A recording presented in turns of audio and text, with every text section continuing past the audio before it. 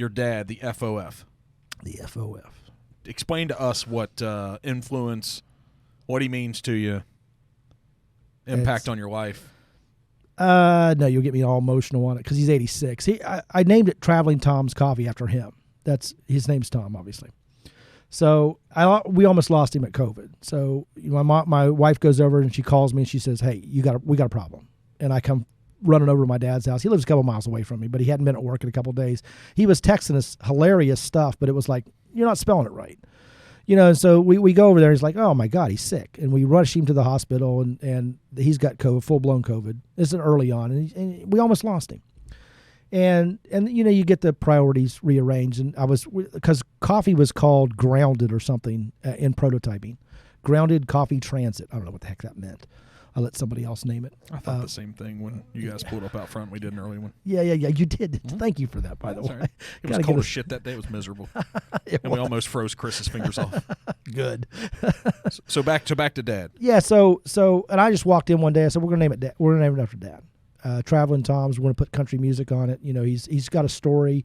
Everything he's done in his life, he's got a story. He says, I like to tell stories to make points. Jesus did that. I said, you ain't Jesus, brother. He said, yeah, but he did it right. Parables. I said, no. You ain't Jesus, brother. So he's so good. But it means everything to me.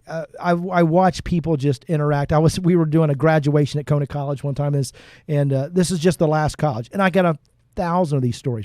And this lady gets up and we're saying, okay, you're so-and-so from so-and-so, come up here and get your diploma and put your pin on the map. And she gets out of her chair and she comes up and she goes, I've been waiting all my life for this. And she goes over and hugs my dad. And she said, and I said, all your life? She said, the first time I saw that video where he was on there, I said, I want to hug that man. And I was like, why? Got big silver hair, got beautiful silver hair and just cantankerous and funny but pure of heart and just a great guy. So it's tough for me because I got an interview one time and they said, biggest influence. So you start, was it Bezos? Was it, blah, blah, blah, all these different names. I was like, end of the day, the influence is my dad. This is the guy that taught me everything. My mom's this incredible woman. She's 83, dad's 86, and she's this incredible woman. But dad, just, from a business perspective, life perspective, I told him one time, I said, don't be my friend, because he actually works for me. He says, I don't pay him enough. And I'm like, I don't know, brother. You're doing pretty good. You come and go as you please. But he said,